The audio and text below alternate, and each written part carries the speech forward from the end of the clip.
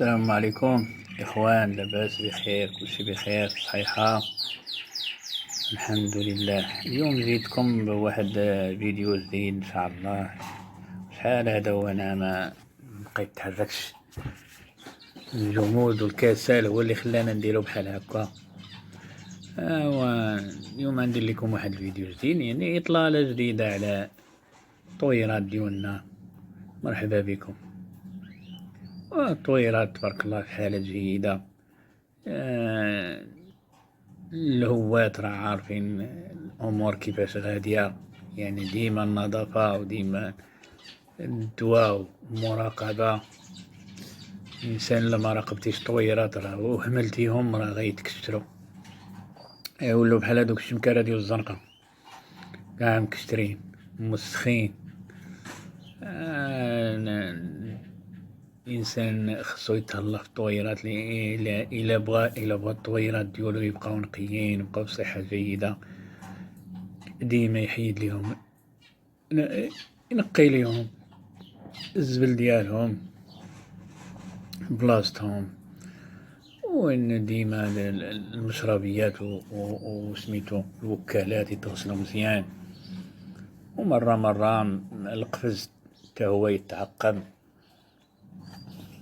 وهما تانيين يخرجوهم وقت اللي تكون الشميشة مع الصباح، خرجوهم يتشمشوا شوية، خصهم تاهما راه كيتخصهم الفيتامين دي.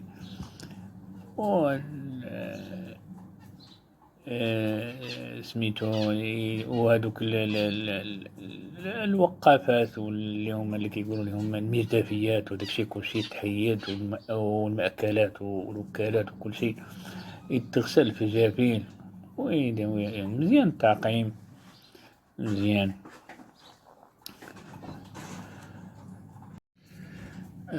قلنا تاني الإخوان يتشمشوا مزيان، وندخلوهم، منخلوهمش بزاف، يعني ما يفوتوش واحد نص ساعة ولا ساعة الا ربع الأكثر، وندخلوهم لداخل، نعلقوهم تاني في البلايصات ديالهم، نشوفوهم، نبدلو ليهم الماء، إن الماء ضروري خصو يتبدل مرة في النهار.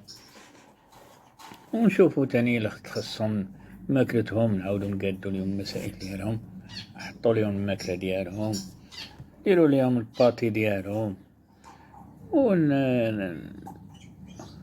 نعلقوهم تاني في البلايصات ديالهم، ونشوفو تاني اللي نقلبوهم تاني اللي فيها شي مشكل، ولا اللي فيها شي مشكل نقادوها. بحال مثلا كيكون الرجيلات ديالهم نقلبوهم مزيان، نردو ليهم البال. انا كاين هذاك المرض اللي كيصيب الارجل ديال الطيور. وكاين هذاك المرض تاني اللي كيكون ديال سميتو. دابا بحال هاد الطويره هادي غادي يوقع هي مشكل، سميتو كانت كتبيض في هاد الوكاله هادي، مع حيدت عليها الزوج ديالها وحيدت عليها، حبست عليها، وبقات مسكينه كتجي كتبيض، كنحيد ليها البيض، وكتبقى تدخل لهاديك الوكاله. قلت انا نخليها ليها تتحيد فتره، مع رجعت ليها تاني فتره الحضانه ديالها، قلت اللهم كتبقى بحال هكاك، تتحيد ليها فتره الحضانه على خاطرها وترجع عاديه تاني.